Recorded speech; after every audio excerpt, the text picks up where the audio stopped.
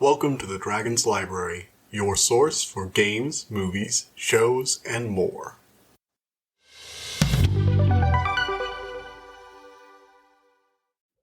Hello everybody, welcome back to the Dragon's Library. So today we are talking about Horizon Zero Dawn in preparation for the new game Horizon Forbidden West that's coming out soon. So excited. So there's a lot of stuff coming out in the near future, and I still have some other stuff I want to review, and I missed that last week though. So first up, announcements. And I did that in wrong order. Not well. Anyway, I've decided that since I missed last week, and I kind of want to catch up on a few other things that I've seen recently, I'm going to go ahead and do 2 more reviews this Saturday and Sunday. They'll just be bonus reviews for this month. Or I guess they'll just be, getting the reviews I was originally going to post out for this month. And those are going to be the sequel to Differently Morphous, Existentially Challenge, I believe it's called, and the new Netflix show Archive 81, which I really enjoyed and want to talk about. So those 2 are going to be coming out on Saturday and Sunday respectively, and then we'll be doing something on Tuesday as well. Just a little bit of bonus stuff I want to let you guys know. So, now that we've done that, let's get into the review. So for those of you who don't know, Horizon Zero Dawn is a open world game that came out in 2017, originally on the PS4. It was also released in 2020 for Windows on Steam. And it started out as a PlayStation exclusive. The new game is going to be a PlayStation exclusive, although it's also going to be on the PS4, so hopefully I'll have my PS5 in time for that. But, yeah. It was a really fun game when it first came out. I actually really enjoyed it. And I've been looking forward to the sequel essentially ever since. It was one of the first PS4 games I played, so let's get started on it. This is the non-spoiler section of the review, for those of you who want to know. I'm going to focus mostly on gameplay and a handful of story things, but nothing beyond, the prologue section.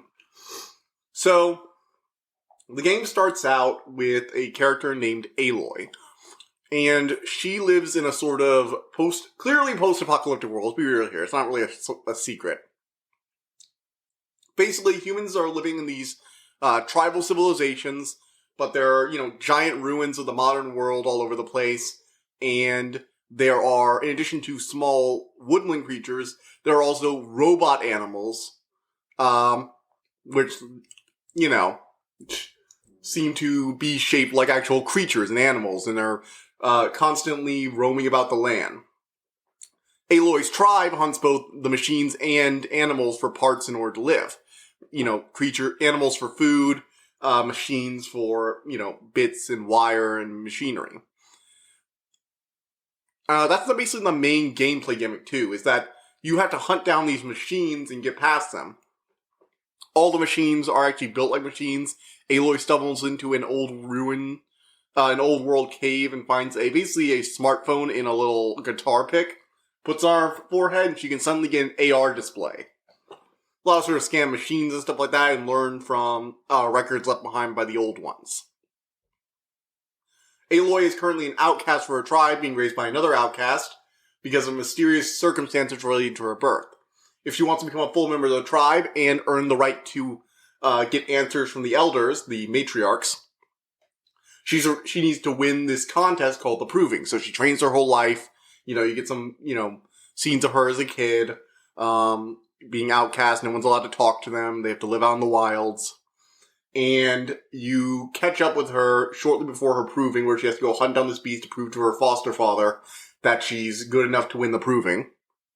And she's allowed into the village for one day to compete. And as long as she finishes the Proving, she becomes a brave and a warrior of the tribe and a full-fledged member. But if she wins, she gets to ask anything she wants of the, the head matriarchs, the high priestesses, essentially, of their religion, who believe that they were all created by this mother goddess. Midway through the Proving, at the very end of the Proving, after she wins, Ayloy and the other kids are attacked by this strange cultist group, who identified her by someone at the festival who also had a focus and seemed to have seen her. And so she has to go find him, figure out why the cultists want to kill her, just because she looks like someone else. Because the matriarchs bring her into, like, the old tunnels and stuff like that. She gets scanned by this old door and it says, and she basically has a 99.9% match for this strange woman. And from the get-go, you're like, okay, so she's like a daughter or a clone of this person. Because she looks exactly like her, and she sounds exactly like her, and she has a 99.9% DNA. She's a clone. Like, that's... We know this from the beginning, but the characters don't, because they don't even know what a clone is. And it becomes very clear very quickly that the world ended at some point. There was some kind of post-apocalypse, and these robots are essentially left behind. But it's really weird, too, because they're all new and shiny. And it almost seems from the cauldrons and stuff like that, they're being continuously built.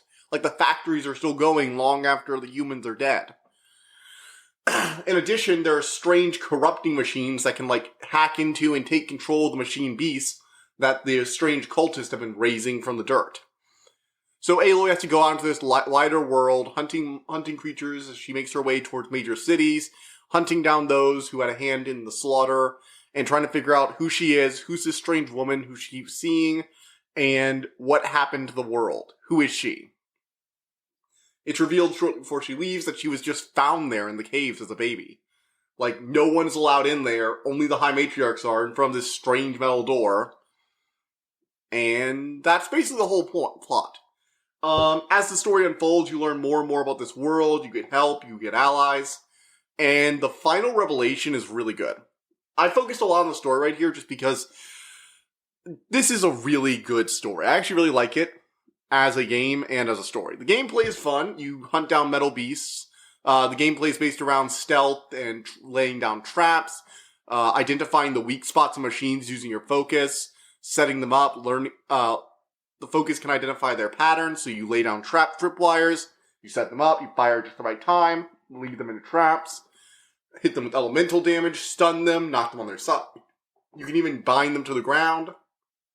There are lots of different tools to go about attacking each creature, and each beast has their own methods of taking them down. Some of the more herbivore-like beasts are really easy. Some of them aren't combat-heavy, but they're really dangerous in other ways. For example, you have the spotters, who are a lot more attentive than other creatures, constantly looking around on the edges of the herd.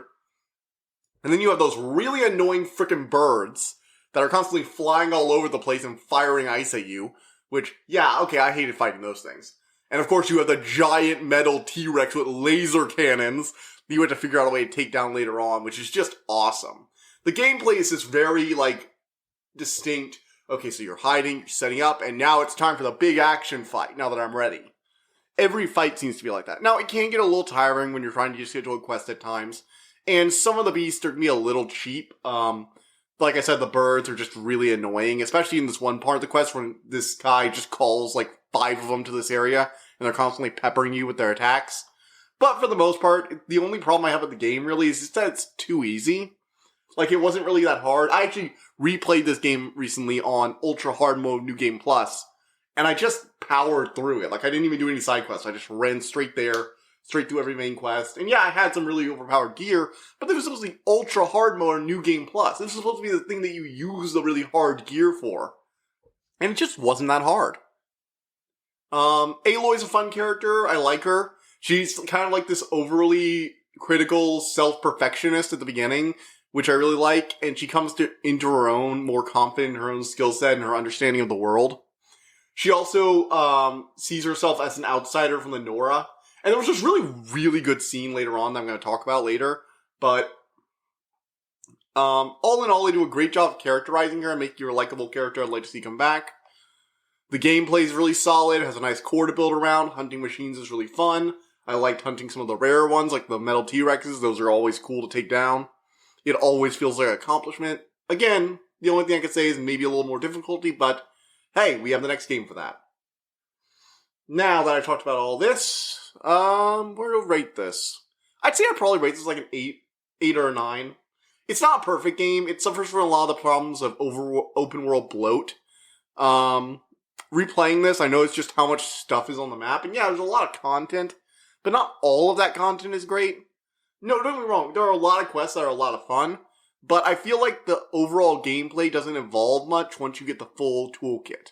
Like, once you've taken down a robot T-Rex, you've basically done everything. Like, once you do that, and then there's the DLC, I guess, but in the main game, once you can take down a T-Rex effectively, you're essentially going to be good. You can just, like, go do the main quest. You're ready to do the main quest. Like, overly ready at that point.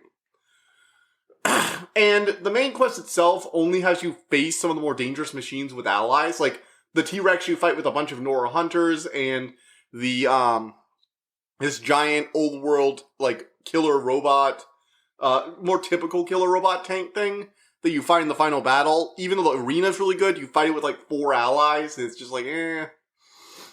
In addition, human enemies are really annoying to fight. I hated that. Just outright. It's probably the biggest thing that drags this down to probably an 8 in my opinion, is whenever you have to fight humans, the hitboxes are terrible for humans. They're constantly moving on weird ways that just are not intuitive to aim at. And yet you could argue, oh, well, that's difficult. It's like, no, they're not. They go down in one hit. They don't do a lot of damage, but you just miss shots. Like, I would literally hit people, fire shots right at them, and they'd just be like, nope, miss. It didn't feel challenging, it felt cheap. So, human enemies, not great, bit repetitive in the late game, but overall a really cool gameplay experience. I really liked it. I would love to see something like Breath of the Wild influences. I really hope they took notes from Breath of the Wild, because I think a lot of things Breath of the Wild did could prove to be very useful in Horizon Forbidden West. So I'm really looking forward to that. All in all, really looking forward to the sequel. Let's get to the spoiler talk. Ooh boy, there's a lot to talk about here. Okay. This is probably the most interesting apocalypse ever for me. This is like my favorite apocalypse. So, what happened was, human civilization got into a golden age after a bit of a slump in the early 21st century. Yeah, feeling that. But we rebuilt it better, and we had advances in machinery that helped us, fight back against climate change, which was still a problem then, because, this is the world we live in. And, they built they started doing true AI, and all in all, the world was looking pretty good. However, one of the top scientists who had helped with this golden age, Ted Faro, got a little greedy and started offering his technology as military contracts. Eventually, even the US military was basically entirely automated. However, Faro's latest machines went rogue. They were a specialized machine swarm that could operate independently and could absorb biological matter, shred it up, and use it as fuel in order to build more machines. Essentially, once they went rogue, they had such impressive security that would take 50 years to crack. They would Grey Goo the planet in 16 months. So, he called in a former partner of his, Elizabeth Sobek, who rightfully chewed him out as a completely freaking idiot and informed him there was no way to save the world. The world ended. Now, you're wondering, well, okay, there has to be a twist here because you are fighting in a new world full of lush greenery, animals, humans, and giant killer robots, so something happened. Something did. See, the biosphere was going to be destroyed, but there was a chance they could rebuild it. So what happened was that they built a giant terraforming system and attached an incredibly complex AI called Gaia to it. She would basically act as Mother Nature. Once she generated the codes in 50 years, she would have the ability to assemble machinery to broadcast the signals, shut them down, and start terraforming the world after all the humans were dead. She was stored with embryos and genetic samples from countless species, including humans, in order to reproduce the world as they once knew it. The robot animals are actually the machines Gaia would use for terraforming. But shortly before Ayloy's birth, she received a mysterious signal. It caused all her subroutines, which were named after the Greek gods, Minerva, Hephaestus, Apollo, stuff like that, including one called Hades, which was supposed to destroy the world if Gaia messed up the terraforming process so she could start over, and basically gave them sentience. They broke away, and Gaia had to basically self-destruct to prevent Hades from destroying the world right there. She also created Ayloy as a clone of Elizabeth Sobek, her creator, in order to, out of the hope that she would find the master override and stop Hades, who managed to get away from the self-destruct, along with the other, now AI, subroutines. So, Ayloy, as a genetic match to Elizabeth Sobek, restores the corrupted registry to the old Guardian, finds all this out, and gets the master override so she can deactivate Hades, which is the AI that is now manipulating itself as a god or a devil figure to this cult, in order to get them to activate the Pharaoh robots so it can, get with the whole scrubbing the earth clean thing. Of course, Ayloy manages to shut it down, But all the other subroutines are still loose, and they're dangerous. The reason all the machines have started attacking people, and you have things like the laser robot T-Rex, out of what was supposed to be a terraform machine, is because Hephaestus is now an AI whose only goal is to build and protect machines, and its best way of protecting machines is by, letting them kill humans, and be really good at it. So now Ayloy has to, go rebuild Gaia's original facility, reactivate her, and rein in the subroutines, and that's going to be future games.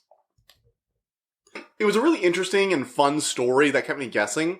And when I figured out what happened, like those final logs, when you go into like the final facilities and you actually understand that Operation Enduring Victory was just this front to buy time. The US government literally told its citizens they were building a super weapon to stop the Pharaoh Plague. But they actually knew at the top they weren't. They were throwing US civilians and soldiers and anyone they could take at the Pharaoh Plague just to buy a few more hours, a few more months, a few more days of extra time to get the terraform machine done. Because they were already dead. But they had to ensure life for another generation. And I thought that was really interesting. Honestly, it's just depressing at one point. You get this log from the general who approved the plan, and they're recording like the future knowledge of Apollo, which ends up getting wiped. See, the reason that all the humans don't know about all this is Ted Pharaoh, feeling really, really guilty over, destroying the world, decided that technology was a curse, a plague, and that humanity couldn't be trusted with it. So after Elizabeth Sobek sacrificed her life to get Gaia up and running just before the Pharaoh Plague, just in time, she had to sacrifice herself to close a port door that wouldn't close all the way in order to prevent the robots from detecting it. The other programmers in charge who were putting the final touches on Gaia were killed by Pharaoh after he destroyed the Apollo system, which was designed to, give all the knowledge to humanity so they could, become the advanced human race we want to know instead of this tribal society. And he killed them all. So Apollo was erased. But there are some records we get of, things that were supposed to be added to Apollo. And there's this recording, this sad recording of the general, who approved Operation Enduring Victory. And we've seen him a few times at this point, always being like, "You must fight so that we can live. I am sorry to say this is a lie. We are doing this to save what we can." And it's this moment of just, talking very silently. It's like, I need this put on the record. I need the future generations to know what I did. To know why I did it. And to know I make no excuses. I committed an atrocity. A war crime. One of the worst crimes in human history was caused by me. And it was so you could live. And he's not, proud of it or anything. He's, ashamed that he told millions of people that there was hope. That they might be able to live if they only fight a little bit longer. Knowing that not a single one of them was going to live. He sent billions to their deaths. And he's actually sad about that. Even though he knows it was the only way to do what needed to be done. And I like that. All the characters, even the hologram ones, have a very distinct three-dimensional self to them. And the entire old world just has this air of sadness about it. Like, a civilization that did so much greatness, but despite all that it did, it was destroyed by itself. Not by some, advanced power they couldn't control. No, their own hubris, their own idiocy. More specifically, the idiocy of Ted Pharaoh. Screw Ted Pharaoh. He did all this, and then he destroyed humanity's knowledge forever. There's actually this new character we meet halfway through the game called Silence. He was the one that was helping Hades before he figured out what he was, and he was going to destroy the world. And he's basically a scavenger trying to figure out what happened to the old ones. He's essentially an archaeologist. And when he figures out that Ted Pharaoh did that, he's like, this must be the most evil man to have ever existed, to have denied us our birthright. And yeah, he's reasonably pissed. And if it weren't for Ted Pharaoh, the humans would have been able to take over for Gaia. Instead, because of Ted Pharaoh, Gaia wasn't able to interact with any of them. And eventually, once they were grown up, she couldn't teach them, so she just had to let them out of the bunkers. into the wild. She literally had to release essentially teenagers that had only ever been raised by robots out into a brand new world full of giant robots and, animals, wild animals. So basically what I'm trying to say is, this is all Ted Farrow's fault. All in all, Horizon Zero Dawn is a really interesting world. It's really fun to puzzle out what happened to it. And I really hope they include something like that mystery element into Horizon Forbidden West. Like, we uncover more of the secrets, because there's still a lot to uncover. There was a mysterious signal sent to Gaia, and it caused her subroutines to become AIs? What the hell? Like, what happened there? What was going on? I would love to figure out. I really hope we get some answers to Horizon Forbidden West. Can't wait to play it. So, yeah. This is basically it. Sorry if this podcast episode doesn't sound great. My voice is still a little raw. I've been, pausing constantly and having to cough, so I do apologize for that. Hope see you guys soon. I'll be releasing those episodes on Saturday and Sunday morning, respectively. Look for those. See you guys next time. I hope you enjoyed listening to this episode, and thank you for listening to the Dragon's Library. Please subscribe to this podcast to be notified of new episodes. The Dragon's Library releases new episodes Tuesday and Friday each week, and you can follow us on Twitter at dragon_library2. If you want to suggest an episode topic, my email is in the description below. And as always, thank you so much for all your support.